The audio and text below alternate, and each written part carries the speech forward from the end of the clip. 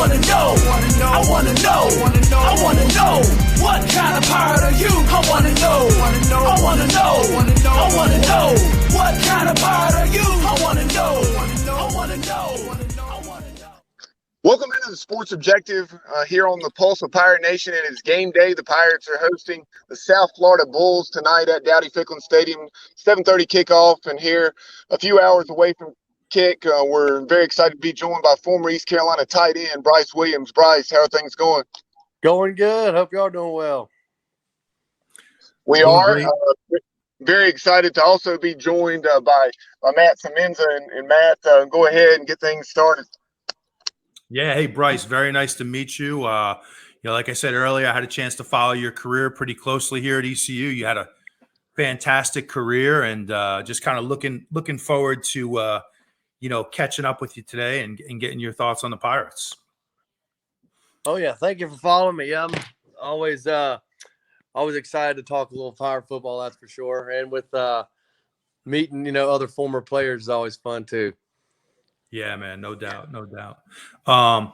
So Bryce, I'll kind of, since I know Bubba has had some technical issues here, I'll kind of jump right in with the first question. But when you look at this game tonight against South Florida, Pirates right now are a 10-point favorite at home. What are your thoughts when you look at that point spread? And do you think the Pirates will be able to, first of all, get a win at home, and then second, do you think we'll cover that spread? I certainly hope so. It's always nice to, see when we're the favored team. A few times in the past, we haven't really been able to see that too much. So, to see us being the favor is good. 10-point spread, I guess that's giving us a little credit. Though, a little better team, but obviously not, too much of, a pat on the back from the people in Vegas, I guess. But I think so. I always say it typically as I see, with the Marshall game, how many points we hung up Marshall. I know we have it in us, to score a lot of points. But as we all know, consistency, I feel like has been a big factor for this team. So I'd like to see us at least definitely at least cover the spread, make it a good game tonight at home. If you take a look at this game against South Florida, or this series, rather, I should say, and down through the years, the Pirates have really struggled against the Bulls, 2-9 all time and 0-5.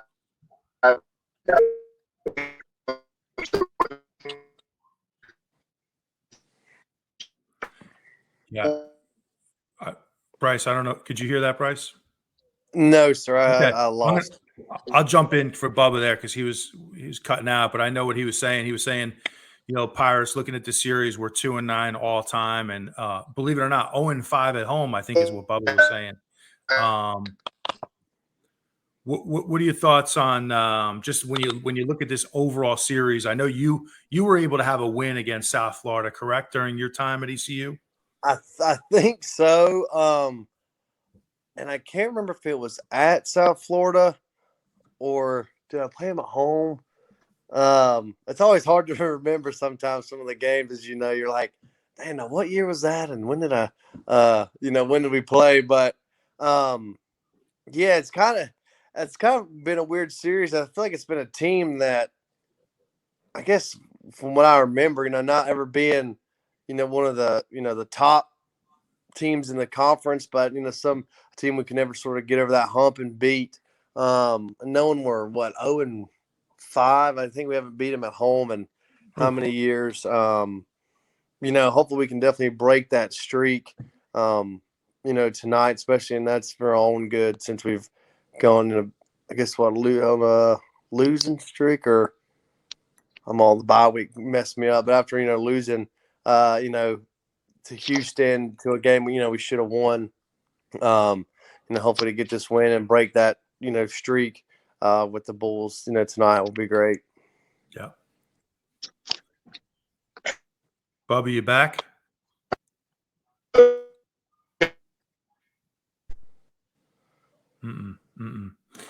Yeah.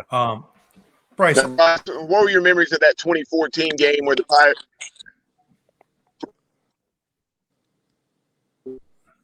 I'm losing them. Yeah, he's cutting out there. I think Bubba was about to ask you if you have any memories of that 2014 game where I know the years kind of catch up on you. You know, you can't remember every game, but you have any memories of that win down in 2014 down in South Florida?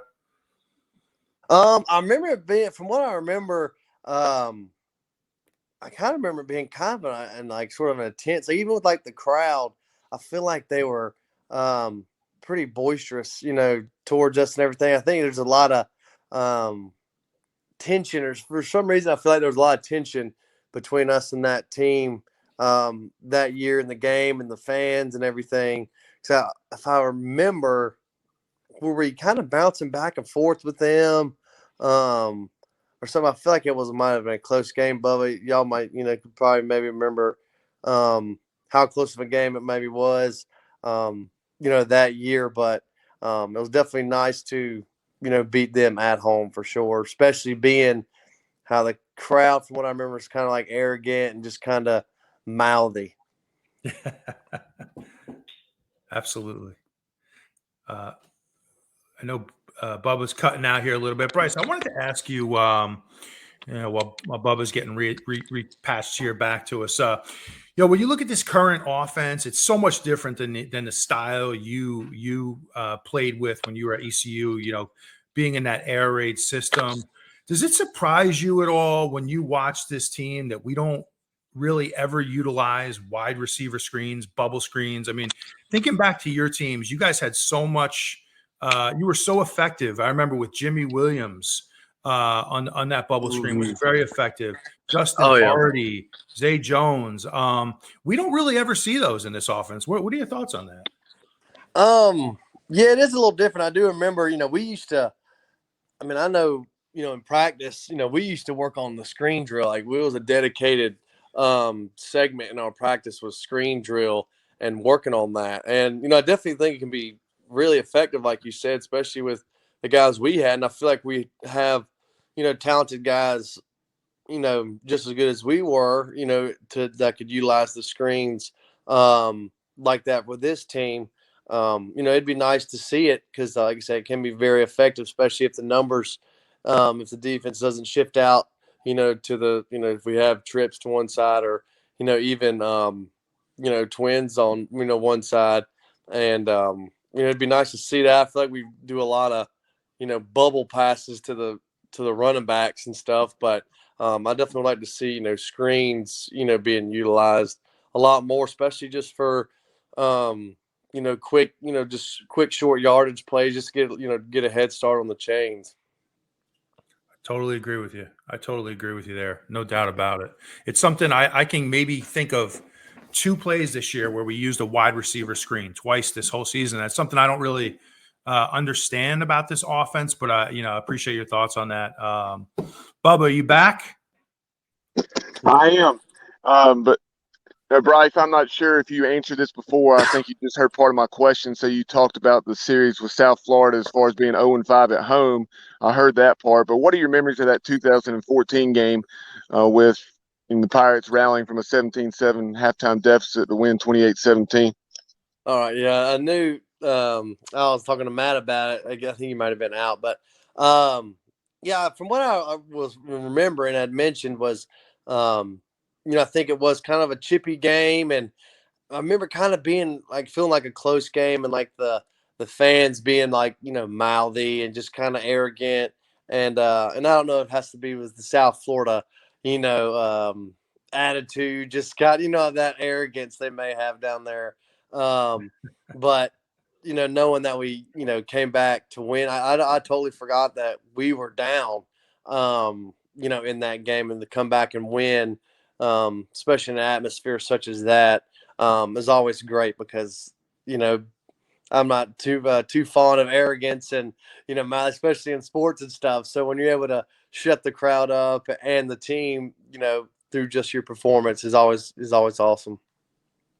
Then your senior year, Bryce, the Bulls came to Dowdy Ficklin for the first time in a long time, and you know that game was really interesting because that was the game where it was raining. James Summers got the start rather than Blake, and we went without a first down in the first half, but still found a way to. We were winning the game 14-12 through 3 quarters, and then just unable to close it out. But that game was really a struggle offensively, and I didn't recall this right offhand, but I, in preparation for this, went back to see what kind of game you had, and you had a heck of a night. You nearly had 100 yards receiving, but the offense as a whole really struggled. It's funny because I like it when people, because can't remember all the stuff and the stats, so it's great to kind of hear that. I guess I can't think of the word, but to hear someone who remembers all the stats and how the game was. And obviously to lose it, and I didn't realize it was that close. Or I was able to have a game with some good stats. Was kind of a bummer. I feel like my senior year definitely had a bunch of sort of close calls where we just didn't quite play good enough, and we don't get into the whole swapping QBs here and there with James Summers and Blake Kemp and that whole debacle. With what those decisions were being made, but. Yeah, I guess that was the start of the losing streak. Was my senior year, wasn't it, with the Bulls? So that's kind of a bummer, I think. Yeah. Well, Bryce, if you ever need to a refresher on stats, Bubba is a guy that he's got this type of memory. He can remember specific plays from a game in like 1988. Wow. It's funny. He reminds me of stuff that I forgot, of games I played in, at East Carolina. So he's your guy. Yeah, nice. like Matt's saying, most people tell me I probably remember my birth. Yeah, it's good to hear a refresher, like you said, Matt, of past games and seasons and stuff. So it's good to hear that. Yeah, no doubt. Bryce, when you take a look at the season right now, the team is sitting at 3-4. We could easily have 3 more wins. When you really analyze it, potentially 1 or 2 more losses too, if you're going to be fair. But you look at tonight. Tonight you're at home, a very winnable game. You have Temple coming up, Navy, Memphis, and Cincinnati. When you take a look at the big picture here, Bryce, do you see this team winding up in a bowl game this year and getting to 6 wins? Putting you on the spot, brother. I'm putting you on the spot. Yeah. I mean, for me, each week I'm optimistic.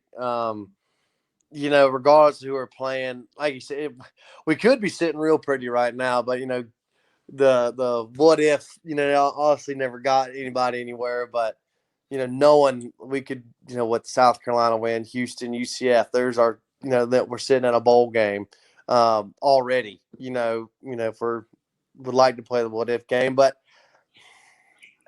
it's very hard to say because it's like I want to say we will, but you're just the way we play is just I go back to consistency. I feel like we just can't be consistent enough and play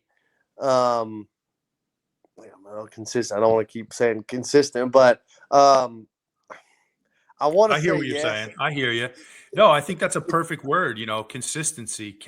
Being able to sustain drives and make the plays in order to win. I'm with you. Yeah, and just like beating ourselves, and I want to say yes to a bowl game. Some people may think I'm crazy, but I guess just the optimism that I have, for each week, even though it's hard to look forward, how many more games? Well, we need at least 3 more games, but it's not an easy yes, just because you just don't know what I feel like we just don't know what we're going to get each week. I think that's what the hesitancy comes in with saying, yeah, we'll go to a bowl game, just because we don't know how we're going to play each week. It as aggravating as that is to handle. Yeah. No, I hear you. I absolutely hear you. Bubba actually, he had a question for you here. He's having some connection problems right now, but he wanted to get your thoughts on the current tight end room You have I don't know how much you've been able to follow the guys, but you have some intriguing young tight end in Calhoun, and then you have the Oklahoma transfer Ryan Jones, who brings some explosiveness to the room there. What are your thoughts on the current tight ends, and are we using them enough? I'd like to see us use them more. I got real fired up, the Marshall game when Calhoun had, that awesome game. That was like, finally, we're using some tight ends, because I feel like we have not done that in several years. And to see him perform like that, was really exciting. Right. And then I feel like we've kind of fallen off from there. I mean, I know you got, you have your schemed play, your whole scheme of the game, and, you can't just make things happen. It's kind of, football is a, game of strategy and things like that. So I would definitely like to see the tight ends being used more. Ryan Jones, from what I've seen from him, he does look like he is, explosive. I think he's a little bit of I think he's kind of lighter, but I mean, I think, an explosive player, and seems to be pretty fast, and, athletic as far as for, tight end and everything, and can make things happen.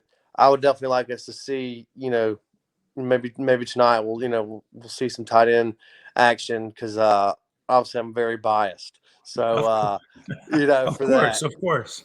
Yeah. I hear you.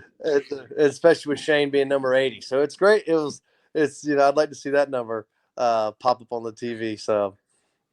Yeah, absolutely. Bryce, one of the things that Lincoln Riley was excellent at doing is, I remember specifically that North Carolina game when we went tempo, and there's been so much conversation this year about playing faster, and a lot of fans, they just see the success. They don't see, when you try to go with tempo and you're not gaining yards, and then you're just punting faster, but and your defense is back on the field faster. So there's definitely a time for both. But right. I remember when we went tempo against North Carolina, and then we lined you up in the tackle spot, and North Carolina didn't have time to recognize it, and we hit you down the seam. You recall that play? Yeah, I tell you, that's when my mouth started watering whenever I knew that play was coming up, just because I said, man, they don't have a clue, especially when no one lines up over you. That was, I do remember that play, pretty vaguely and whatnot. I may have YouTube it or something, and I forgot what I did on that play, but I just lost my train of thought just because I was daggum daydreaming on that. But that was fun. But repeat that again. I literally just lost my whole train of thought thinking back to that play, if you don't mind there, Bubba. Do you hear me? I think maybe we lost Bubba again. So we'll kind of move on there to the next thought I had. I remember, one thing about when you were here, Bryce, Lincoln, used you a lot as a detached tight end, where you'd be sort of split out. And, it seemed like a lot of times when the offense was in trouble, third and long, we would just kind of run almost like a jump ball to you, split out, matched up with a DB. Do you see that type of thing in our offense now? Again, it seems like it's kind of missing right now. And would you like to see more of that, just to be aggressive and sort of spread the field out a little bit? Yeah, that is, now that you mentioned that, I'm thinking, they may split us out some, but as far as, from what I've seen, I remember, especially in the red zone, Coach Riley would, split me out, and it'd be, on a DB or a linebacker, and it'd literally just be, jump ball in the end zone. And, fortunately we were able to be productive at that. And, we have, big tight ends, I think Zach Bird, I don't know, he's a big fella, and it almost be like, heck, we're in the red zone. Let's give it a shot, like one-on-one. Like what better odds you got than that? So I think utilizing us in the tight ends in the red zone, definitely would be better. Would be great. And the third and long situations. I mean, let's create some mismatches, and see who's the better player. That's what I always enjoyed about when, heck, it's man to man. Okay, either I'm better than you or you're better than me. Let's see what happens.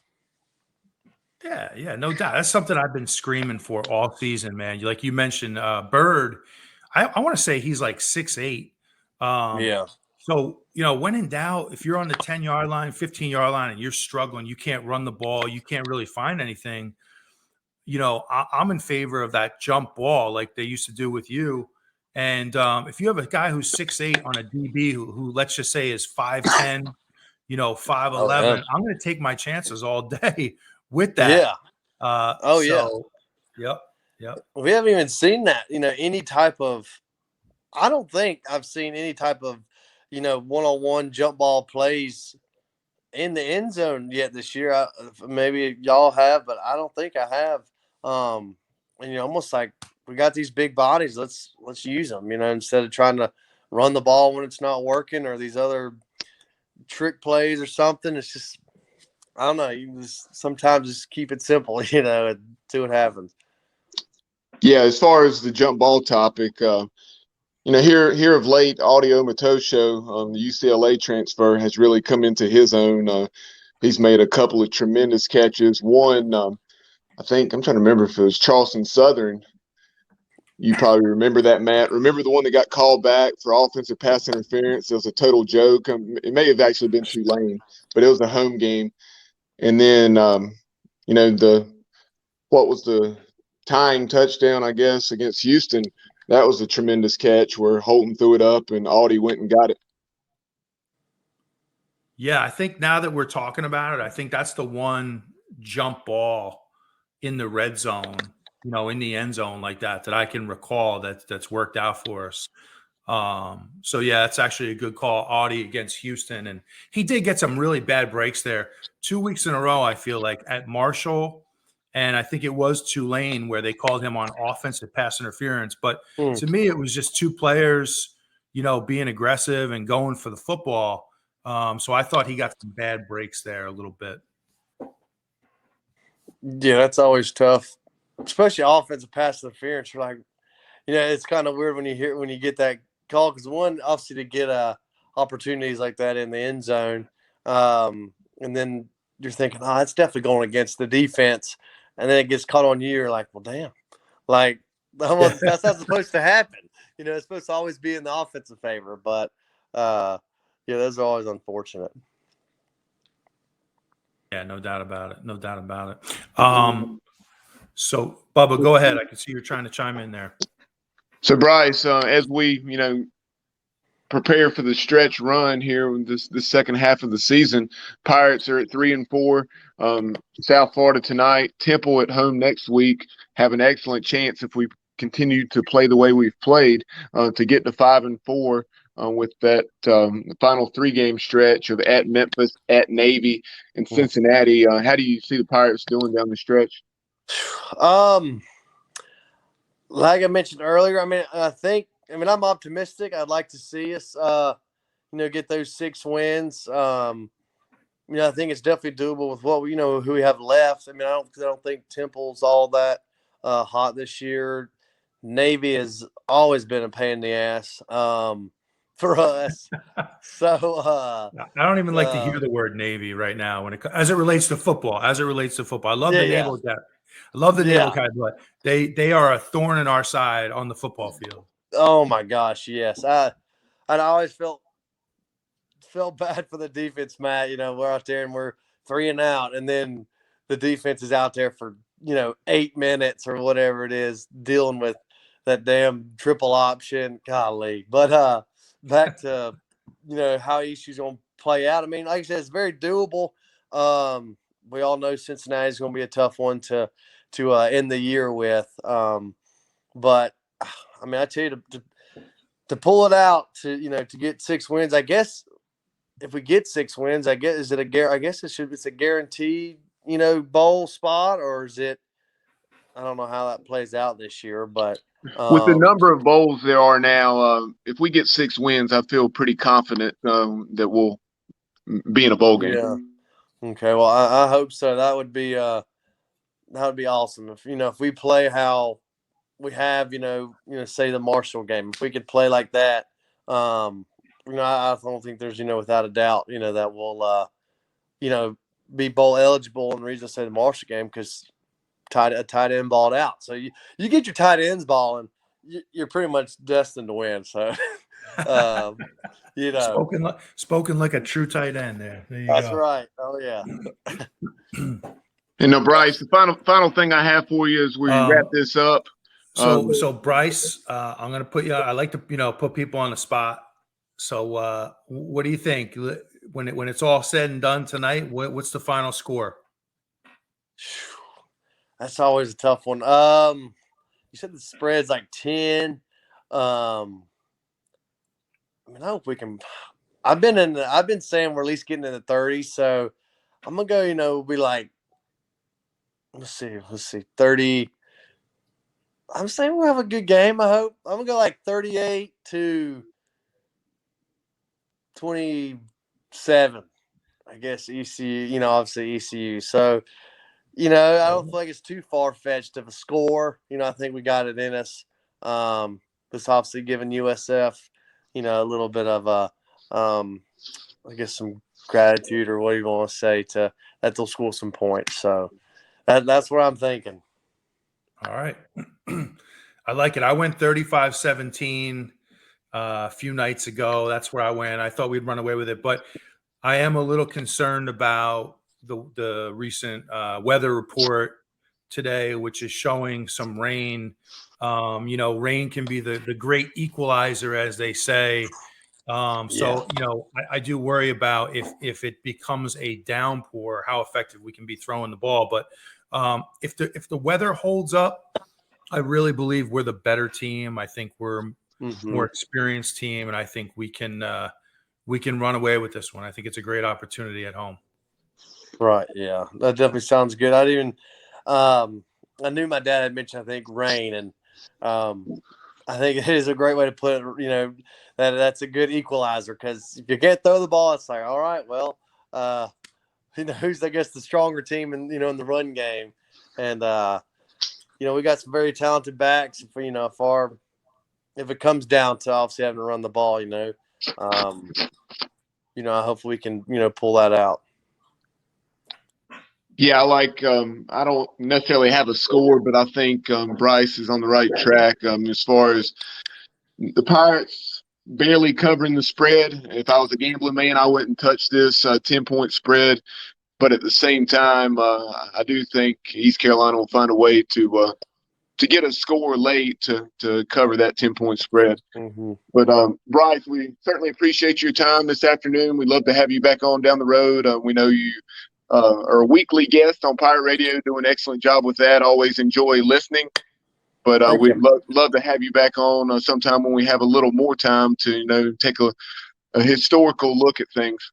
Yeah, for sure. Yeah, I've enjoyed it.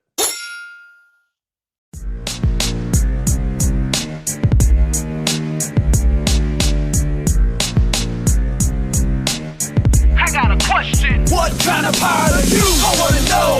I wanna know. I wanna know. What kind of pirate are you? I wanna know. I wanna know. I wanna know. What kind of pirate are you? I wanna know. I wanna know.